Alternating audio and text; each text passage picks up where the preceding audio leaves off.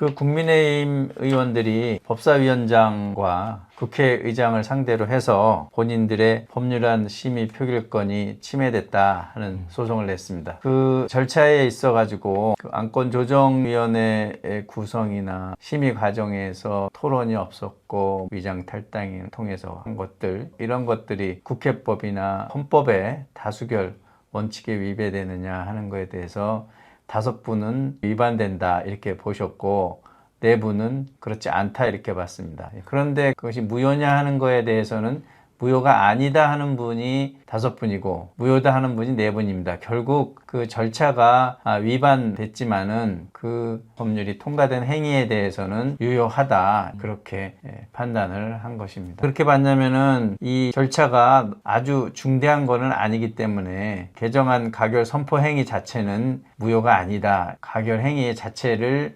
무효화할 정도로 중대하지는 않다. 그래서 가결 행위 자체는 유효하다. 국민들은 참 이해하기가 좀 어려울 수도 있는데 쉽게 얘기하면은 어떤 절차적인 위반이 사소하다 했을 때는 그런 것이 있다 하더라도 그 결과물은 유효하다. 이렇게 단순하게 얘기할 수 있는 것입니다. 두 번째로 검사와 한동훈 법무부 장관이 청구를 했던 건, 그게 이제 검사의 기소권 소추권, 그러니까 검사 권한을 침해한 것인가 안 한 것인가, 침해했으니까 위헌이다라고 이제 검사와 한동훈 장관은 얘기를 했는데, 이거에 대해서도 어떤 판단이 내려진 건가요? 검사의 소추권, 수사권이 헌법상의 권리냐 이런 부분인데요.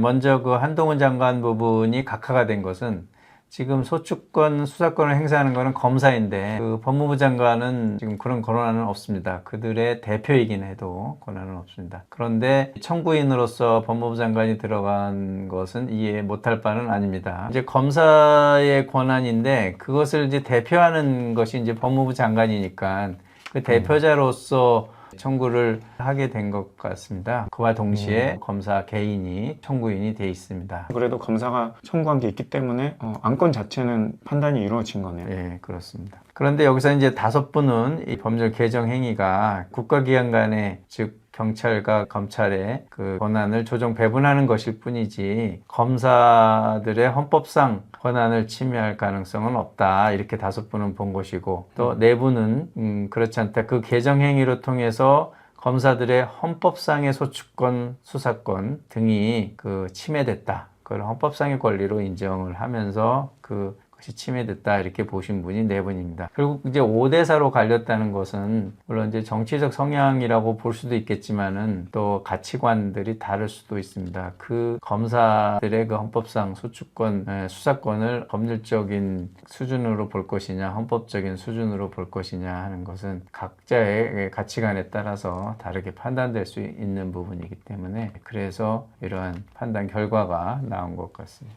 결과적으로 봐서는 이 개정안에 대한 실질적으로 그것이 위헌이냐 뭐 이런 부분에 대한 판단까지는 들어간 것이 아니죠. 그게 미묘한데 정확하게 봐야겠네요. 검찰의 수사권을 부패랑 경제로 한정을 했는데 그거 자체가 잘못됐느냐 아니냐 이걸 판단한 게 아니라, 그렇죠. 그렇게 조정할 수 있느냐 없느냐, 국회에서 법을 조정을 해서 어떤 부분에 대해서는 수사권을 검찰에 갖게 하고 어떤 부분을 못 갖게 하고 이런 부분에 대해서 국회가 이렇게 한 그럴 것이 권한이 있느냐, 국회에 권한이 있느냐 하는 부분에 대한 판단이지 그것을 그렇게 축소한 것이 헌법을 위반한 거냐, 그거는 아닌 것입니다. 지금 거기까지는 판단이 된 것이 아니고 그 전에 이게 국회의 권한이니까 더 이상 말과 할할 수 없다. 국회에서 어떻게 정하든 그거는 국회가 하는 권한이기 때문에 그래서 없었군요. 헌법의 위반은 없다. 이제 그렇게 판단을 한 것입니다. 국회에서 결정할 수 있는 입법사항으로 판시를 했기 때문에 그것이 헌법에 위반되느냐 하는 것을 다시 청구할 수 있는 그런 청구는 이루어질 것 같지는 않습니다.